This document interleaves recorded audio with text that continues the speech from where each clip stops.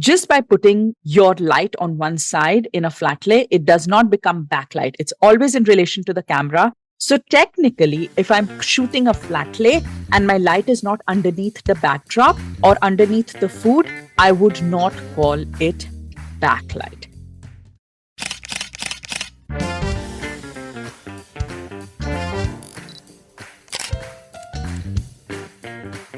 This is your host, Dyutima, but you can call me DJ. And I love to inspire food photographers to dream. I spent 15 years as an architect studying buildings and constructing hospitals before taking the biggest leap of faith of my life, which was setting up a food styling and food photography business right from scratch. If you're a dreamer like me, wanting to start a new photography business or grow your existing food photography business, jump right into a world where I share practical, actionable strategies to improve your photography skills, to work with clients, make more money, all with a fearless mindset. This is the My Food Lens podcast, and we take you one step closer to your dreams. So let's go.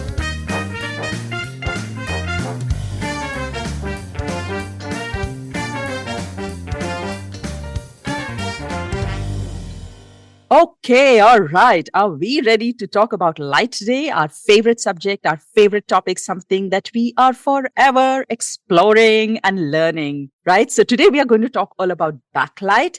And you know how I always say that light is like the backbone of photography? Like basically, even if you don't have props, backdrops, anything extra, the one thing you need, the one ingredient you need for a successful photo, for an impactful photo, for a next level photo, is light. It can really make or break your photo. And that's the importance of it. And that's the value of it. And that's the impact of it. All right. So today I want to really focus on backlight because I know that we've done an episode on sidelight before.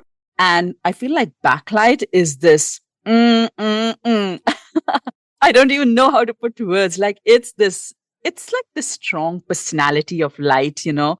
We'll talk more about it, but food photography 101, it really starts with light. And so understanding that at a deeper level is the only way that we can take our photography forward, that we can, take our creativity forward. And the thing is, whether you shoot with a DSLR or with a phone, well, light never changes. The foundation of photography never changes. So it doesn't matter what gadget you're using for photography. Light is still going to remain the foundation. It's still going to remain the backbone. All right. With that, let's dive into the three kinds of light that we have in food photography. Now, whether you work with soft light or hard light or natural light or artificial light, no matter what your source is, no matter what the style of your light is, there are three primary directions that you can always work with. One is side light. We've covered that before. I think it was episode 40. So if you are interested to know more about sidelight, when to use it, how to create it, how to read it, please check out episode 40 after this one. So hang on with me for this episode. I link episode 40 in the show notes so that you can go and refer to it a little later. All right. So our first light is sidelight. The second is backlight, the one that we're going to talk about today. And then the third one is side backlight. So it's a combination. It's a hybrid. But today I really want to hone in to the topic or the world of backlight in food photography. The number one thing that we need to do is know how to read backlight. What is backlight, right? So backlight is the light that falls exactly at 180 degrees to the camera. So when the light source is behind the camera on the other side, exactly on the opposite side of the camera, that is called backlight. Now, how to read it. So when we shoot with different sources of light, let's say we are shooting on our balcony, we are shooting in our living room, we are flooded with natural light, it's just present everywhere. Then how do we make sure that what we are looking at is pure backlight? So just like all other lights, even for backlight, what you need is to observe the shadows. Like that's how I read photos. All right. So you need to look at the composition and you need to see where the shadows are falling. What we are looking for in backlight is for the shadows to fall directly in front of the food, not to the left, not to the right, not to the side, directly in front of the food. So once the shadow falls in the exact line right in front, facing your camera, that is pure backlight. Now, if you're using artificial light, let's say you don't have a full room flooded with natural light, you're using artificial light, well, then you'll have to create backlight. You have to make sure that your softbox is set up right behind your composition. That is exactly at 180 degree from your camera, facing the camera, behind the composition. And that's how you can create it with your artificial light. And the way to check it, to read it, is to make sure that the shadow is falling in front of the food towards your camera.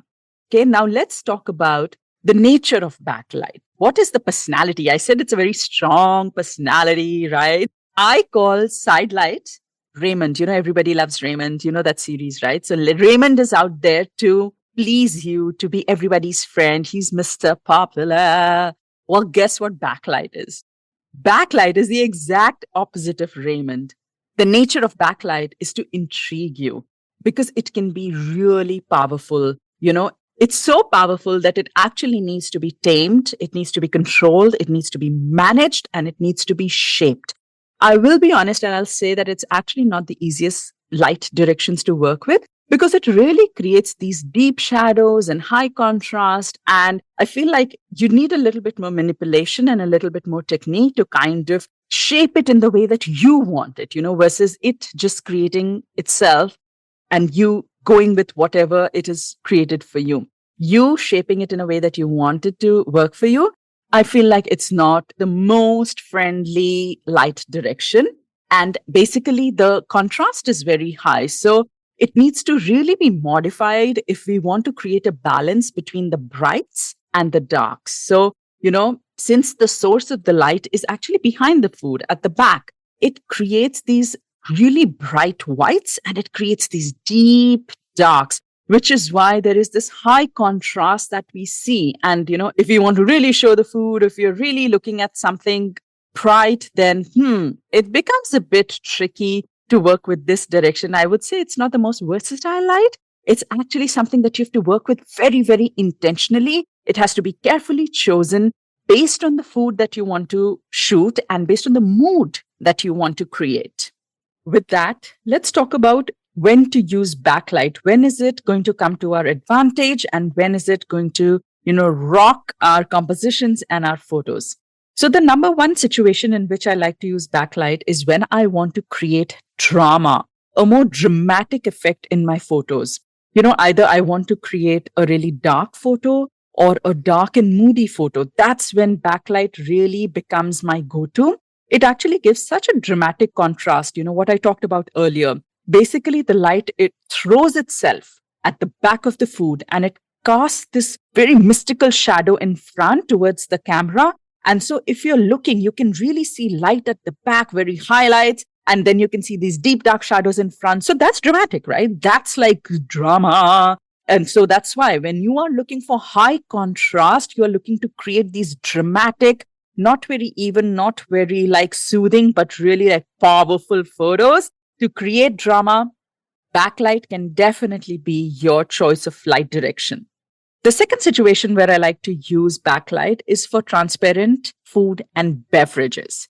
Now, we all love to use backlight for drinks or beverage because, like I said, when the light is thrown from the back, it literally pierces through that drink and it passes through it and it makes that food or the drink glow or shine. And imagine if it's a bright color. Imagine if it's a color like a red drink, a rose drink, or something that has this beautiful transparency to it. Imagine when light pierces and goes through it. It literally shines like a scarlet gem, right? So let's say red jello, orange jello, like jello is kind of this transparent food, but also it comes in all these fun colors. Blue pea jello, imagine blue shining through. Wow, I can literally feel this photo in my head. Like basically the food begins to glow. And when light passes through it, it creates that effect. So when you want to emphasize the color or the texture of a transparent or a translucent food, then backlight can definitely be your buddy. Now, it cannot be your buddy when your food is opaque and, then you're going to struggle a little bit because you're going to need additional light modifiers and, you're going to have to throw light and really get it to glow. But when you really use the light in that powerful position based on the food, we said this, based on the food and the mood that you want to create, especially when you have transparent and translucent food or beverages, not just drinks. Think of food as well. This can be so powerful, right?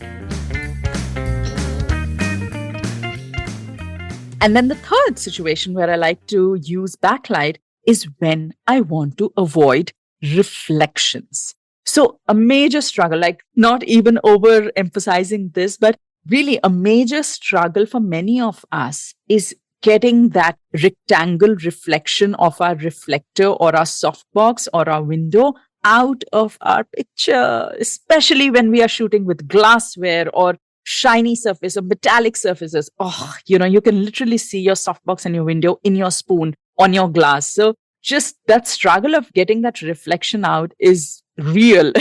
But the thing is that shiny surfaces are reflective and glass surfaces will show reflection. I mean, that's the nature of that surface. But if we don't use glass for a beverage, like how will we showcase that beverage in all its glory? So you can't change the surface. You have to use glass. You can't get out of the nature of reflective surface dust. So what do you do? In that case, backlight becomes our savior. So when we place the light at the back of the glass and we shoot it in a straight on angle from the front, the light is at the back, which means the reflection is at the back. Yeah. Which means the camera is in the front and you don't really see the reflection because you're standing on the opposite side. Are you with me? Are you with me? Okay. So you're on the opposite side. So you're obviously not seeing the rectangle that is forming on the back of the glass. What you see is the light piercing through the glass and the magical shadow in front of it. So using backlight, it not only makes your beverage glow or it doesn't just highlight the color, but it also can take care of reflections caused when you are using side light. Now, the fourth place, I feel like this is actually one of my favorites. The reason why I usually like to go with backlight is when I want to create highlights, especially specular highlights. Now, for those who are not familiar with the word specular highlights, it's a little bit crazy. It's so good. Specular highlights are actually, they're these exaggerated highlights where you literally see this accentuated shine. It's like bright. It literally has little or no detail in it because it's so white and shiny. And highlights are one thing, but specular highlights are exaggerated highlights. So let's say when our food is not transparent or translucent, you think we can't use backlight? Heck yes, we can. Of course we can. And when our food is not served in glassware, can we still use backlight? Heck yes, we can.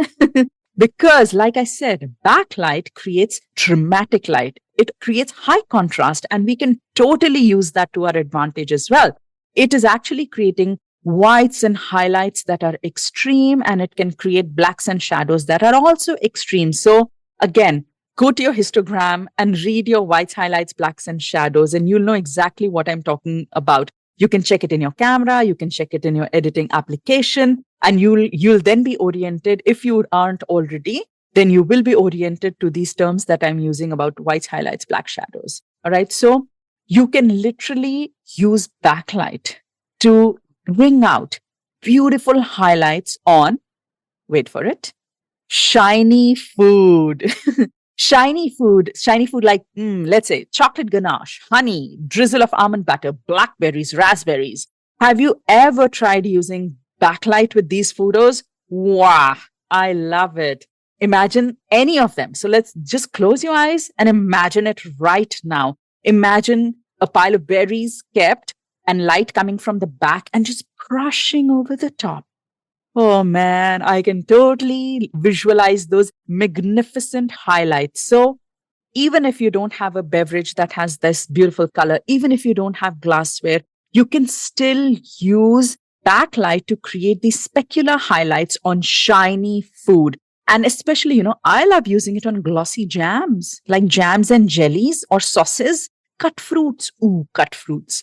Citrus, orange. Oh, wow. Just try it once if you haven't already. Cut a wedge of orange or any kind of citrus and have backlight come in and then shoot it from a front or a 3/4 angle or a straight on angle. You're in for a treat, man, if you've not done it before. So backlight really produces these beautiful highlights on the top of the food or on the side of the food. So again, if you're looking for that kind of an effect, especially to bring out the shine, backlight can again totally be your buddy. Let's quickly talk about the situations where backlight cannot be our buddy, where backlight is not our best friend, where it actually becomes the drama queen. So, the first situation where I kind of like to stay away from backlight is when I'm trying to create a bright and airy photo. Now, when you think of a bright and airy photo, what do you think? You really need to allow light to flood the composition. You need a lot of negative space. You need that feeling of freedom, airiness, right? But in a controlled way, of course. Now, it has to give you a feeling of freedom rather than a feeling of seduction. Because that's how I describe backlight. I think backlight is sexy, it draws you in, it's mystical, it's very, it's pulling you in all the time. And it's definitely not meant for bright and airy photo unless you want to spend a lot of time and energy in shaping the light, opening the shadows, balancing the contrast. I mean, it can be done, but it would not be the most intuitive way or the fastest way to work around light. I feel like other directions of light work better for a bright and airy photo. And that's why side light or maybe even side back could be a better option than backlight. So when I want to create a bright and airy photo, backlight is definitely not my buddy. The second situation in which backlight is not my first choice is when I'm looking for balanced lighting, especially when I'm doing commercial work. I've had clients who want to take photos of their products, of cakes, pastries, whatever it is, and they want to put it up on their website. And they're like, no, that shadow is too harsh on the other side.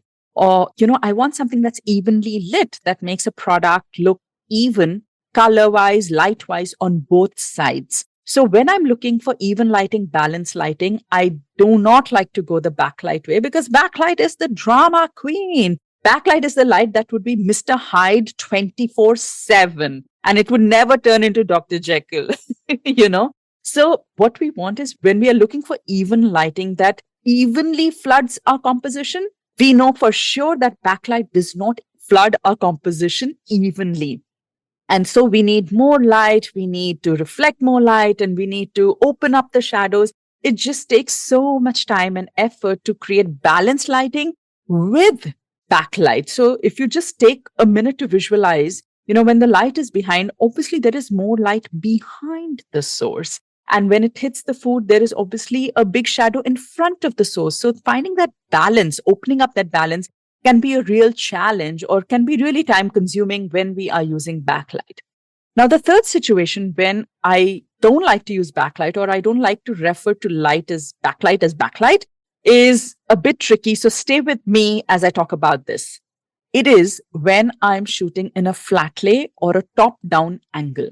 Now, I've talked about this in a sidelight episode, but I want to bring it up here again because I feel like a lot of us have this misconception about backlight. When we started this episode, I had mentioned that the direction of light is always in relation to our camera.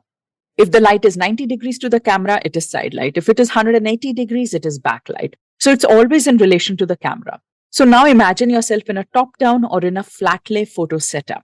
The composition is laid out, the camera is pointing down. Now tell me, where does the light need to be if you want it to be backlight? At 180 degrees to the camera, right? Camera is on top, which means the food has to be lit from the bottom, which means the food has to be lit from under the backdrop or the table. Now, this is something I learned from Bee Luber. She is such a talented and skilled photographer, who's someone who I really look up to. And she brought up this in one of her conversations on social media a few years ago. And it was a real aha moment, a real light bulb moment for me. And that's why I am totally with her on this, because she says that when we do a flat lay, and unless we are not lighting our food from the bottom of the backdrop, we cannot call it backlight.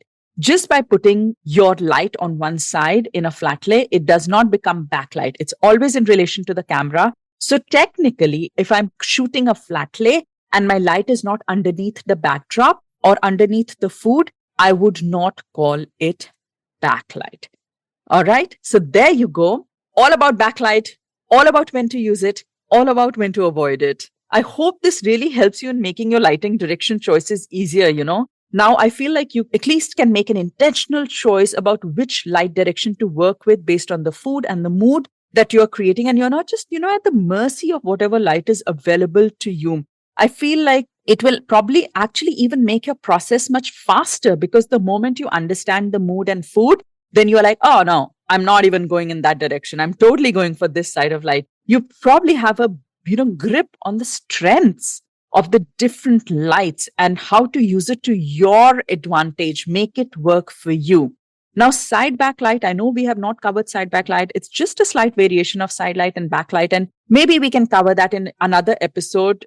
But I just wanted to break down every single light direction in a different episode so that it's super easy for you to remember each light distinctly because each one comes with its own personality, its own pros and cons. And so in your mind, you can just categorize each lighting direction and have complete clarity which one works best for your photo shoot. Okay. I hope this was helpful. And if it was, then drop me a line and let me know on hello@myfoodlens.com, or you can DM me on Instagram at Gitama_myfoodlens. So go get cracking, explore that backlight, use it to your advantage. I know it's a drama queen, but make it work for you. Okay, with that, I'll see you next week with another episode. Until then, bye-bye.